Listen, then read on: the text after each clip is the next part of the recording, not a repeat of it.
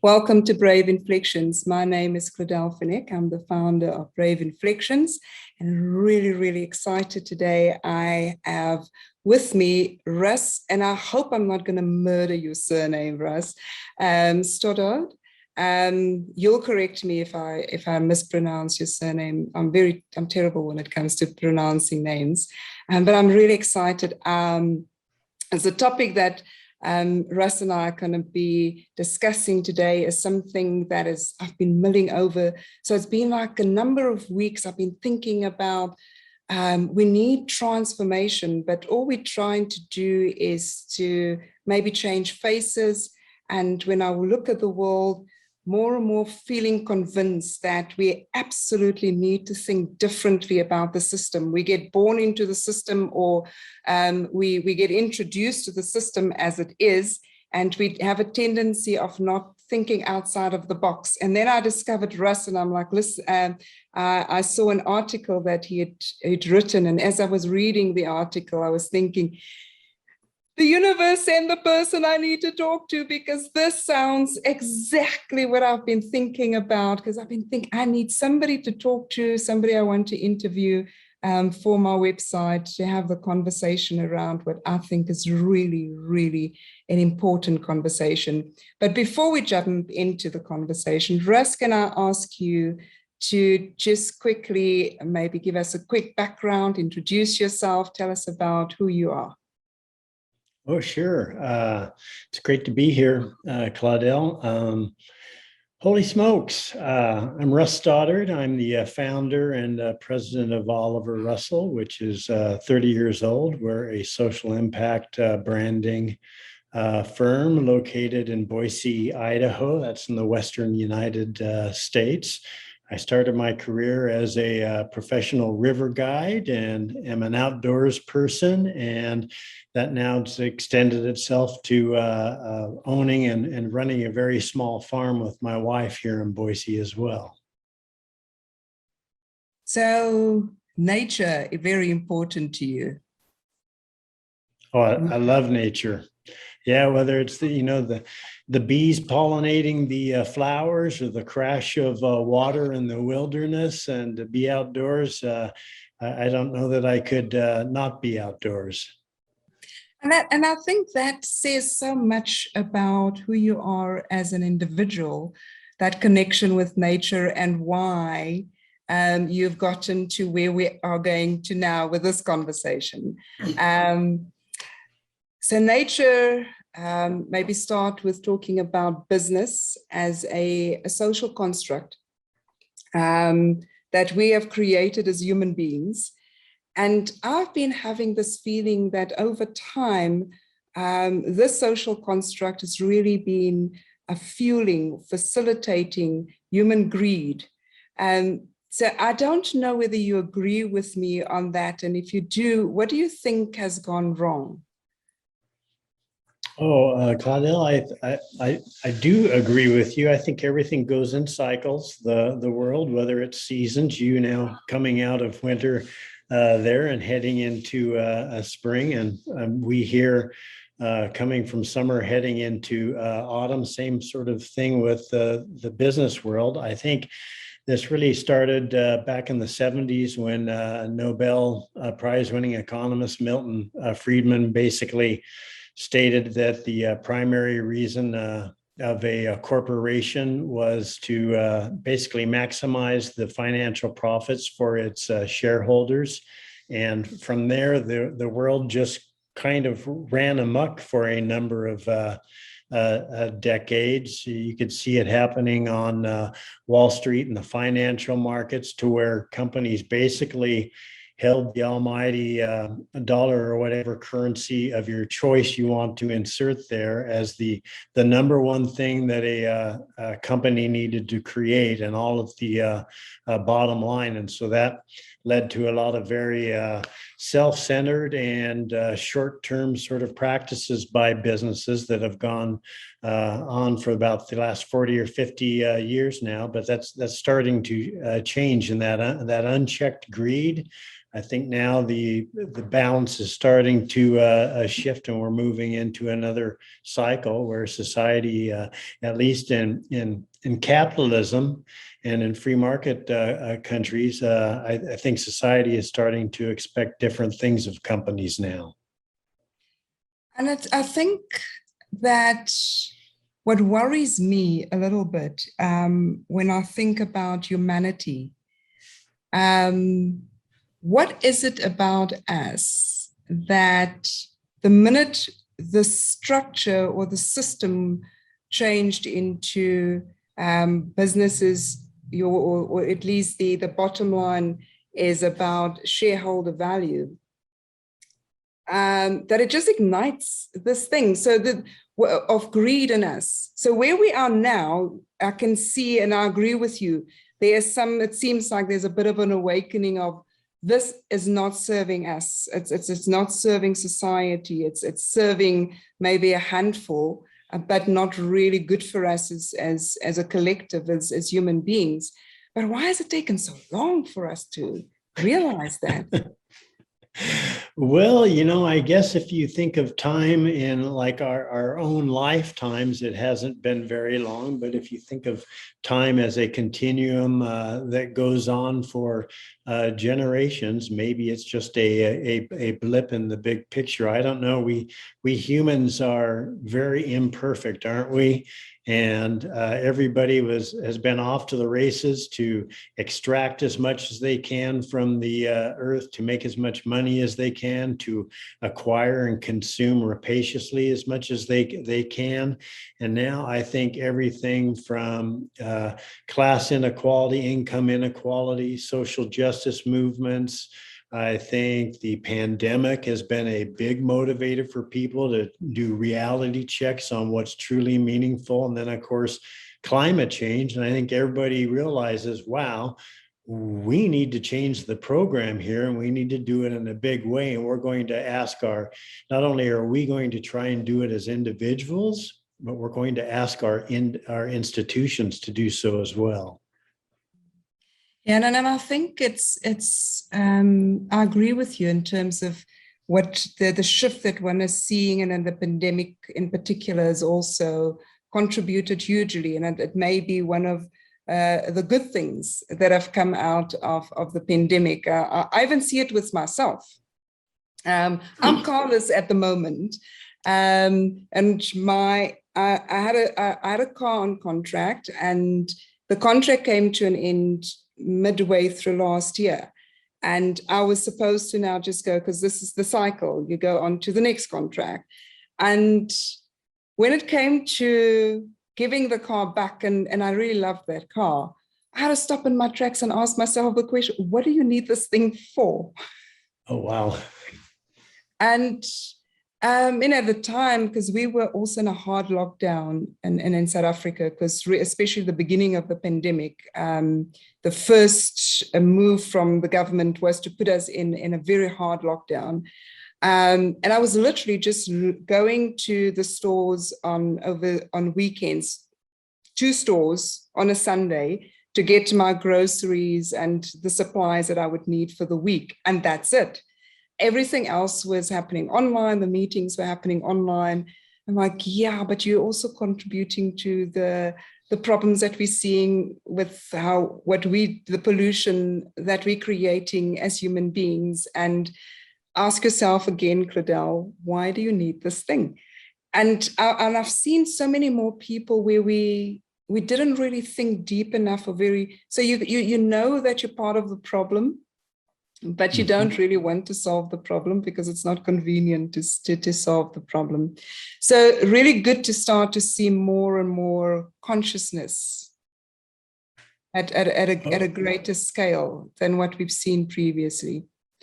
It sure is. And, we humans love convenience. And I think that's ultimately the great adversary for us if we want to live sustainably on the planet, is how can we get rid of needing to have something that actually we don't need. Yeah. And being honest with ourselves about it. It's, I think, one of the most difficult things for us as human beings is to be able to say to ourselves very honestly, I'm part of the problem. Yes. I need to change. I need to change the way I think about things, and I need to change my behavior. So this change that we've seen from the primary focus on shareholder value to a lot more inclusive approach and talking as to about, and they have different terminologies, but the one I'd like to focus on a little more is stakeholder. So when we're talking about stakeholder capitalism and creating value for thinking about value creation in terms of the broader stakeholdership, do you think it is a concept whose time has come? Oh, I completely do. And while it's still a small but fastly growing concept around the world, I think that companies are being, in many regards, I'd say legacy companies, those that are traditional and established, are being pushed by consumers, by their workers, and by their investors to adopt some of these principles. And I think younger generations of whether it's business people or just simply folks that want to have a career with meaning are actually starting businesses with this idea at the core, or searching out companies where they can work and align their principles around stakeholder capitalism, which, quite simply, it means that shareholders are a part of that, but they're only one stakeholder. And you also need to deliver an impact or some sort of a bottom line outcome for your community, for your workers, for the environment, and for your customers as well. So it just really broadens the impact and effects of a corporation from a monoculture of just simply shareholders to a much broader and more diverse group. Yeah, so I think lots of people are struggling with the concept of stakeholder, the broader stakeholdership. So if one thinks about who, if you were to think about a stakeholder matrix, for example, and who fits in there, and how far do you go, and do you only think about the immediates? But I think it's really important that organizations start to think a lot deeper, or in particular directors of boards, asking the right questions around whether the executives are doing enough to ensure that they identify all the stakeholders and how they are being affected by and impacted upon by the activities of the organization. So how do you, if I can just maybe tag onto that, from your perspective, identify those broader stakeholders? Oh, well, I'll tell you how we do it at Oliver Russell, and how we often advise our clients is we use the United Nations Sustainable Development Goals as a framework for focusing our impact. And specifically, we've chosen SDG, they're called SDGs, SG5, which is gender equality, SDG 11, which is sustainable cities and communities, and then SDG 13, which is climate change. So basically what we've identified is 3 compelling issues, and there's 17 that you could look at and say, that's the one that fits for our company, our values, and what have you. Those are the 3 that we've selected there. And then you're able to dive even more deeply into that. So gender equality. Do you want to focus on the female component of it? Do you want to focus on the BIPOC component of it? Black, Indigenous, and people of color? Do you want to look at the LGBTQ plus component of that? So you can look at it pretty narrowly if you want to. And then it's a question too of, do you want to orient your impact perhaps locally, or globally. So you can start looking at all that. And ultimately, the key thing is that you're able to identify, focus your resources, and then measure the outcomes you have or your impacts. And for us, we do all of that fairly diligently, and then we report on it each year as well. Sure. So my understanding, Russ, is that your organization was the first organization that was awarded public benefit organization status in your state. Yes. Could you maybe just talk, firstly, just tell us a little bit about your organization, what the organization does, and then maybe just talk to me about the characteristics, the principles of a PBO. Oh, sure. Well, let's see. What do we do? Historically, we've done branding, public relations, and digital marketing for purpose-driven companies that are intentional with a product, service, or business model that benefits society. We're making a little bit of a pivot there, and we're going to go to a more knowledge-based business model whereby we help companies through consulting services, and then by developing products and resources that are available online to help a new class of creators of impact who want to use business as a force for good. Historically, we started out 30 years ago with social responsibility as one of our core values at a point in time when anytime I told someone that, they were like, "Oh, what are you talking about?" And so it's gone from being, way out there to a little bit more mainstream.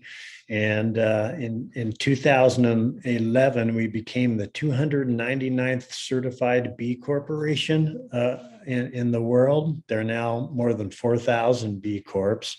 And that's a very rigorous assessment of your social and environmental performance that you go through in order to qualify for the certification.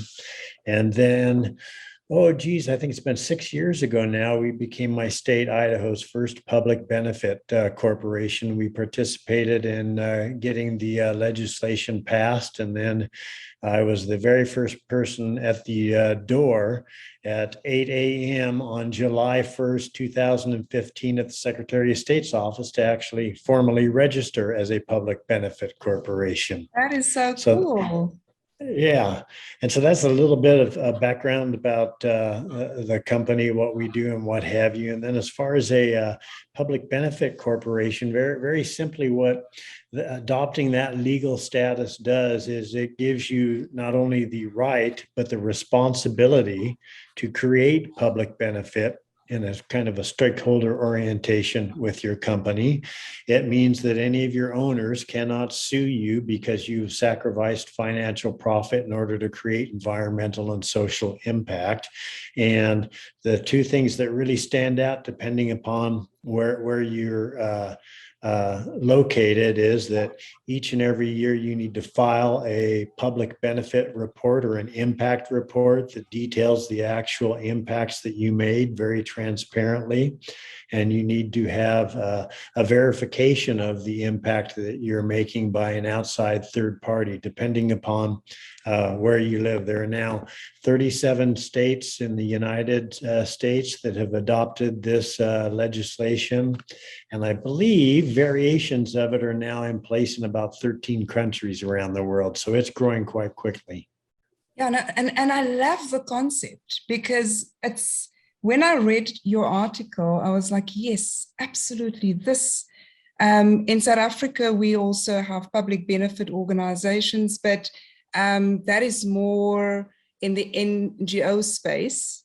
And typically you would file for PBO status if you want to, it really boils down to tax benefits. So if companies donate to your company, they then able to get a tax deduction on the donation because you are a PBO, which is not quite the same as what you are talking about. And that's more like a nonprofit here in the States. Yes, no, absolutely. So am I understanding you correctly then that this is a business that's run as a business, It but is. where with a normal business, as we have come to understand businesses post that, well, from the early 70s, as you explained earlier on, where the focus is not primarily on creating value for shareholders, and that the shareholders know that the company is not just there for their sake. Exactly. Yep. Because that is part of what's really, I've been trying to wrap my head around. How do we this concept of, how did we get to the concept where the providers of financial capital have absolute say in terms of the bottom line, where the money goes, and they take everything almost, so we're having conversations around fair wages and so forth, but it doesn't feel to me like it's a deep enough conversation. So do you think that public benefit organizations could be a primary solution for the vast inequality that we're seeing in the world today? I definitely do, Claudia. I don't know that we'll get there, but I think there are just one signal that the world is changing, and these new creative business models that have social impact at their core are really gaining traction. And I think even if, say, like a traditional large company doesn't adopt a public benefit corporation status, I think this whole movement is actually pushing them further in the direction of thinking about how they handle their supply chain, say, for instance, with human slavery, or how they're treating their workers or what have you. So there's, I think, even if this or other beneficial business models aren't adopted wholesale, that they actually do have some good effects in the larger marketplace. And that's one of the questions that I have in my head, and when we think about organizations like yours, is it possible that we could get to a state where all organizations are public benefit organizations, and that for-profit, as we see it now, with only shareholder value in mind, become obsolete? Is that possible? And do you think it's desirable for us to get to a world that looks like that? Desirable, certainly. Possible, that I'm unsure of.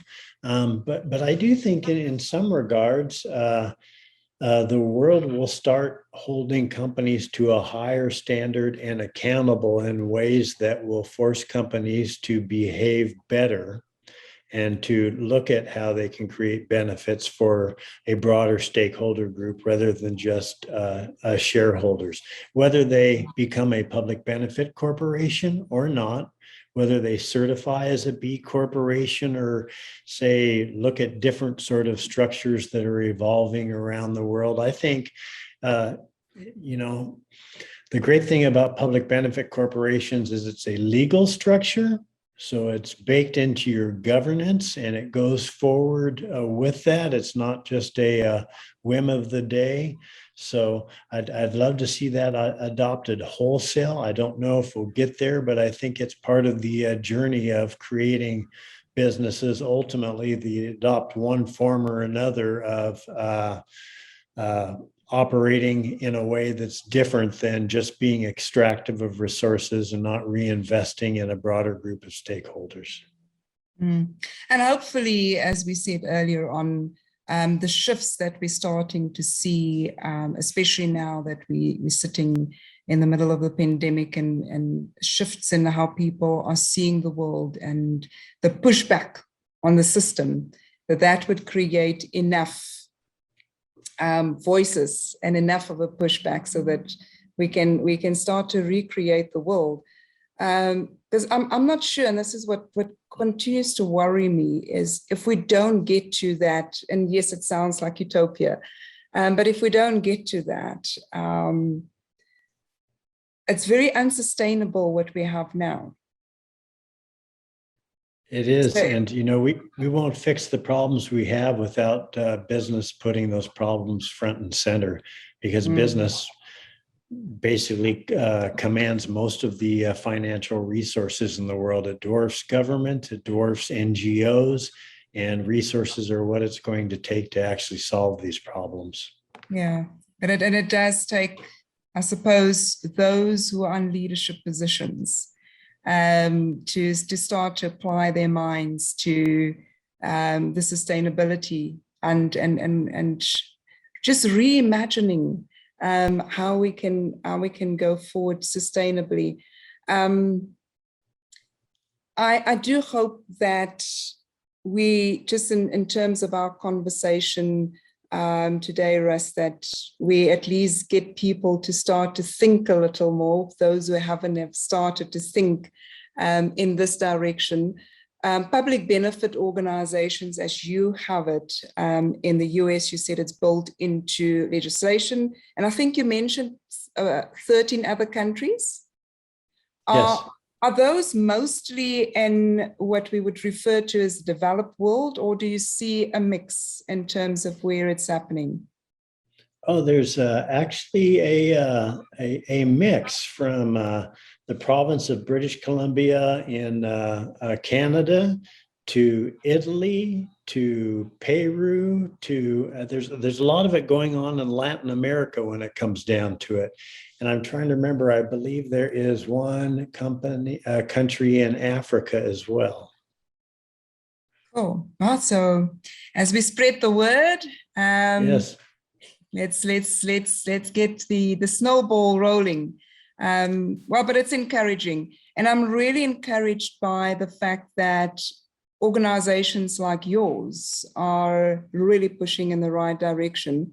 So maybe just as a last question, as I'm closing off,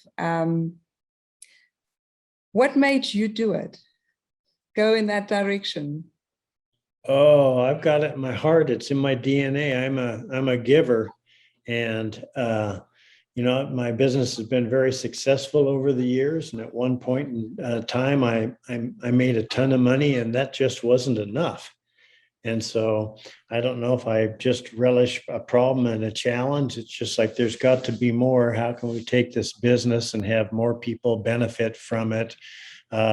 Whether that's because they are experiencing hunger, whether that's because they are experiencing prejudice, that we should actually use our lives and our careers to do more than simply make money. So I just didn't have it in me to do it any other way. And as we've been working in these ways, it seems like the rest of the world has caught up, and there's been some big advancements and evolutions that have been beneficial to my company and our efforts as well. So I would just say it's in my DNA, Claudia. Well, that is so inspiring. That is really, really inspiring. What I love about what you said is it's about looking beyond yourself, and that in itself is so fulfilling. When you start to live your purpose, and others can benefit from what you're producing from your purpose, and hopefully those who are benefiting in the process would then multiply, Yes. and also make sure that they carry that forward and do the same. Yes. Absolutely. Russ, I cannot thank you enough for being so generous with your time and your just sharing your insights with us in this video. I really, really appreciate it. Thank you very much for watching this video. This is the first of 2 conversations with Russ. So if once you've finished watching this video, I encourage you to go and watch the second video. I'm pretty sure you're going to find lots of nuggets in the second one as well. And also go and look at the rest of the website. There are lots of bits and pieces of nuggets all over the place, conversations I've had with different people, but also some of my thoughts on there. Thank you very much for watching. And if you subscribe to the website, you'll always be made aware of the fact when I add something new. Also welcome to subscribe to the YouTube channel. Thank you very much once again. Thank you, Russ.